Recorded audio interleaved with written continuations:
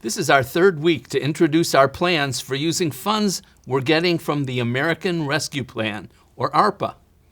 All of our proposed initiatives result from an extensive collaborative community process, and all are intended to accomplish our goals: to speed our recovery from the COVID crisis and to transform the county for the future. We've already introduced 19 proposals, and today we'll present 9 more. Our goal is to transform higher education in Cuyahoga County by making it possible for anyone, regardless of family income, to get a college degree. Why is that so important?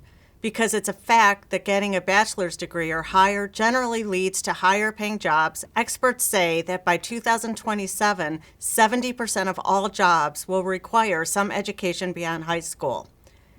Unfortunately, college costs are higher than ever, beyond the means of many people. For kids in the Cleveland schools, that's not as much of a problem, thanks to Say Yes program, which we will support by providing wraparound services. And now we are proposing 3 initiatives that will enable anyone who wants to go to college to do so, even kids from low-income families in the suburbs. First is our institutional forgiveness proposal. Sometimes students begin their post-secondary education, then stop for some reason, and then wish to go back to continue. The problem that often arises is that the student may owe a balance for tuition, fees, or books. Until these are paid, the student cannot get a transcript, which is necessary to continue his or her education. We can't let an unpaid bill run a student's chance for a degree and a career, so we're proposing to support those students by paying the overdue bill up to $2,000. Our second proposal is a simple one. The county for years has been offering a college scholarship to high school graduates. The scholarship provides $1,750 a year. We're proposing to expand the program by doubling our funding from $500,000 to $1 million a year, which will enable us to increase the number of students receiving scholarships worth up to $2,000 from 80 to 125 annually. Our third education proposal is a completion scholarship program designed to ensure that students who start college can complete their degree. A student could attend a 2-year institution with costs covered by a Pell or other scholarship. Alternatively, a student could attend the first 2 years at a 4-year school. But either way, this new program would enable completion of the last 2 years, and the county will pay up to $1,000 a year to cover attendance costs. It's anticipated this program would enable more than 1,000 students a year to complete a college degree. In other words, this will help get more students across the finish line with a degree in their hand. We would partner with College Now for all of these initiatives, and each program will have an eligibility criteria related to income, academic, and institutional partners. Right now, just 33.6% of college residents age 25 and older hold a bachelor's degree or higher. Our goal with these initiatives is to improve that to at least 40% by 2027. The county generally supports many programs to improve communities all over the region. And that's good. There are needs everywhere. We can laser focus resources in specific areas. We will be better able to make a difference in people's lives if we focused more resources in targeted areas. Last year, we announced a new pilot project to surge programs and resources to one community to try to truly make a difference in the lives of residents. For our first pilot, we selected Cleveland's Central neighborhood. Central is bounded roughly by East 71st Street on its east, I-90 on its west, Euclid on the north, and I-77 on the south. It's one of the oldest and poorest neighborhoods in Cleveland, with median incomes of less than $11,000. So what can we do to really make a difference? We're hosting job fairs and expungement clinics, incentivizing and funding small businesses, and supporting mothers and young children. To improve access to a new park and improved rec center, we're building a new road off East 26th Street and between Central and Community College Avenue. We plan to invest $1.2 million into this project. Recreation, especially for area youth, is critically important. The Central Rec Center has a rich history. We are working with the City of Cleveland to make the Rec Center a valuable resource for the residents. The city will be making front entry improvements, building a new kitchen and pool patio, and improving restrooms. We'll be proposing $1 million from ARPA to help build a new park and children's play areas, walking paths, a splash pad, and a basketball court. We want to thank the City of Cleveland for partnering in this effort. Together, we are looking forward to making transformative changes in Central. The COVID crisis seems to be diminishing, at least for the moment. Positivity rates are lower, thanks in part to people having been vaccinated or infected and then recovered. But we can't assume it's really over. Already we're seeing spikes in Europe and Asia. We could be next. So we propose to invest a portion of our ARPA money, $500,000, to make additional modifications to our county buildings to more safely provide critical public services to our residents. This should help protect people from COVID, even if it spikes up here. The housing crisis of 2008-2009 left a huge number of vacant and foreclosed properties. As these homes deteriorated, they were often used as garbage dumps and places for drug activity, and their existence hurt property values in entire neighborhoods. The county, working with the land bank, paid $50 million to demolish many of those blighted homes, but there's still more that's needed.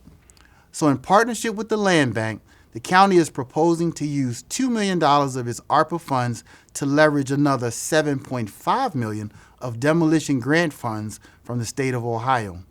This should help improve streets and neighborhoods in the county. We are so fortunate to have so many of our parents and grandparents living in the community. Over the years, they have raised us, nurtured us, and supported us, and today they share a wealth of wisdom with us. But many of our elders increasingly need our help to enable them to survive, thrive, and safely age in place. The county's Division of Senior and Adult Services provides a variety of supportive services. But we can't do it all alone. We work with a network of partners to help. One of those critical organizations is the Western Reserve Area Agency on Aging, and we are proposing to use $2.1 million of ARPA funds to support 3 initiatives with Western Reserve. The first is their Going Places program. Transportation services are critical for many older people to maintain independence and health. Transportation is especially critical to help seniors get to doctor's appointments. We're proposing to support Going Places with 4 new vans and 2 drivers to provide transportation to older residents. Second is the Great Grocery Giveaway. It started during the pandemic to provide food, hygiene, and safety items.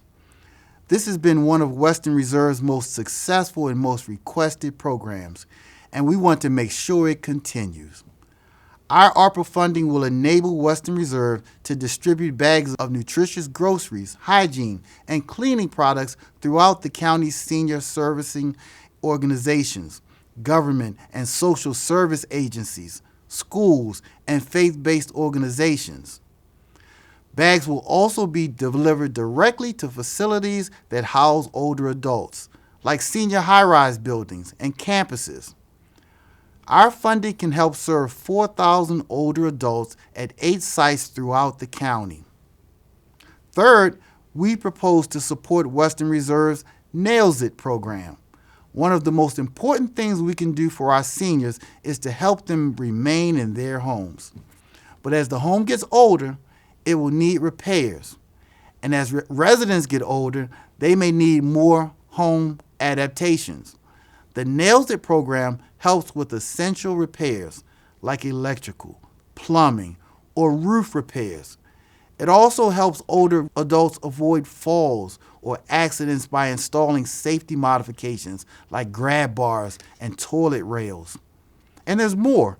An innovative facet of this program is how it provides training opportunities for youth in the Cuyahoga County Juvenile Detention Center. This program redirects at-risk youth away from criminal activities or incarceration by giving them marketable skills with training in home repairs related to the trades. This mentorship model would be the first of its kind in Ohio. These 3 Western Reserve initiatives, Going Places, Grocery Giveaway, and Nails It, will go a long way to serving our older residents and enabling them to age at home. So far with our ARPA announcements, we've focused on food security and income security. Just as important is housing security. Stable housing changes lives and improves communities. Without a fixed address, it's much more difficult to successfully maintain a job, focus on school, or raise your kids.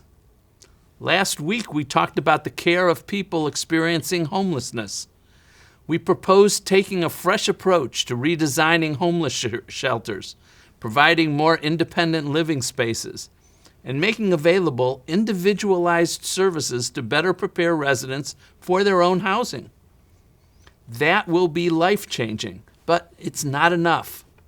We must also increase the availability of affordable housing. Affordable housing should cost no more than 30% of your household income. As a county, we're often asked to financially support new construction or rehabilitation. We typically ask whether affordable housing will be included as part of the project. But with housing and building costs going higher and higher, it's harder for developers to create affordable housing.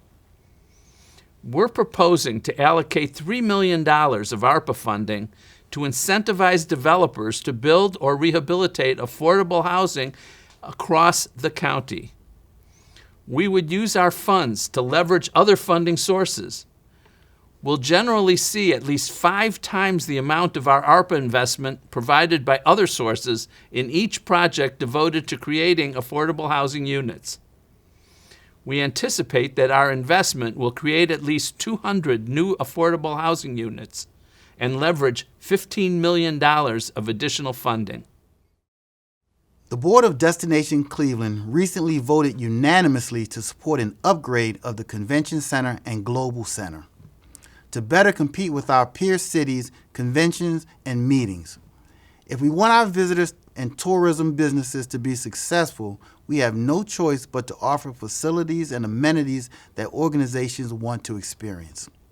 Our Convention Center Advisory Group and Destination Cleveland have studied how to best use the building and have determined that without certain improvements, the Convention Center will lose business and won't be competitive.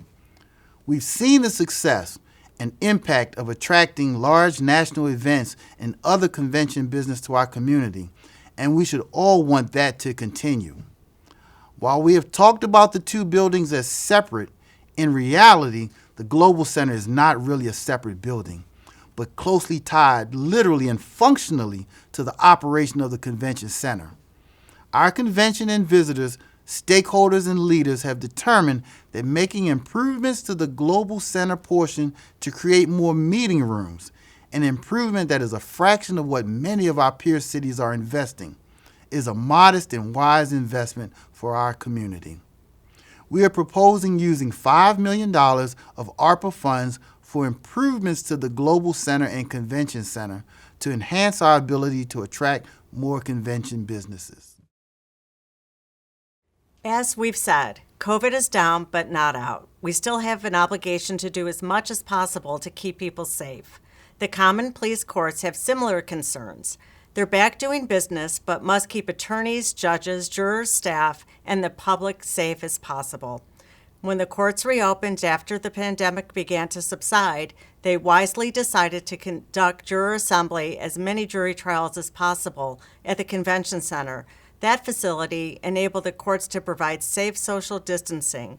We are proposing a $1.5 million of ARPA funds to enable them to continue to use the Convention Center and keep people safe. We've already talked about using ARPA dollars for 2 transformative projects designed to attract and grow businesses here, creating microgrids to provide the most reliable electric power anywhere, and establishing a pipeline for talented workforce. Today, I want to propose using our best regional asset, our water, for 3 more transformative projects. First is to attract manufacturers. Many manufacturing companies require huge quantities of fresh water for their operations. These include chemical, plastic and rubber manufacturing, metals processing, battery manufacturing, and food and beverage production. We have water, lots of water. Lake Erie and the Great Lakes contain more than 20% of the world's fresh water. The region's water infrastructure is updated, making the water easily accessible to industry. And the Cleveland Water Department operates at only about 50% capacity, meaning that it could serve many more users without a significant investment.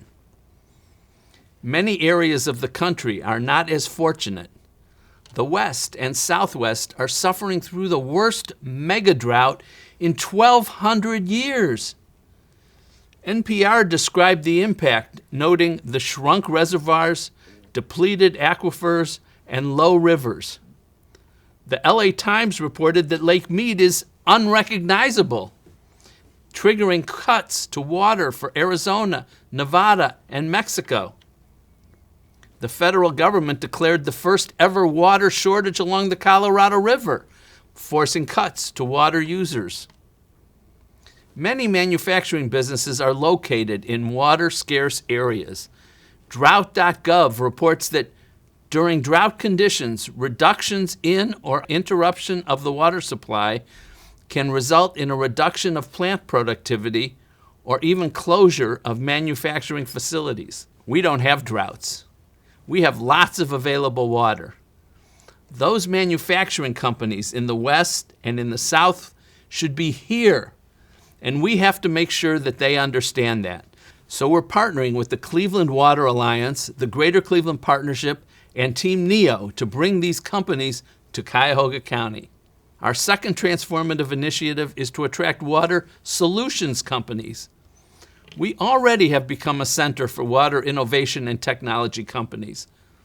For example, there are more sensors in Lake Erie than anywhere else, which makes the lake a prime test bed for company products and a launching pad for new innovations for our regional companies, including Moen, Odie, and Eaton.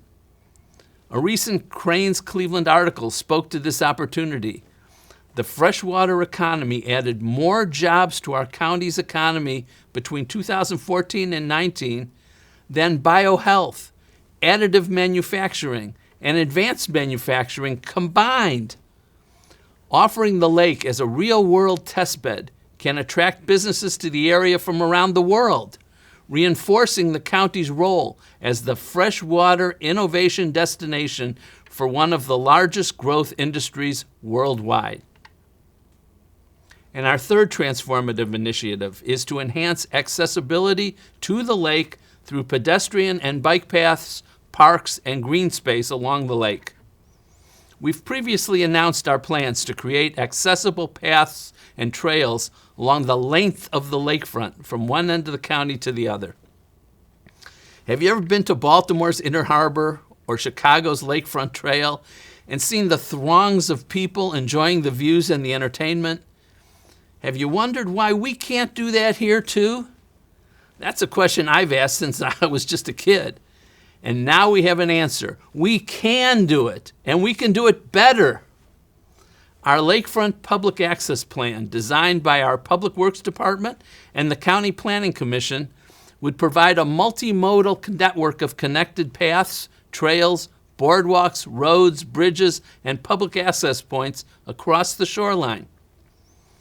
Partnering with Cleveland and other lakefront cities like Euclid, and with the Metro Parks, Nowaka, and the Port, among others, we are making this happen.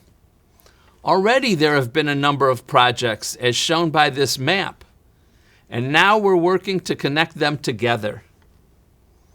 To accomplish these goals, we're proposing to use $1.45 million of ARPA for the Water Attraction and Solutions initiatives and $8 million for the Lakefront Public Access Plan.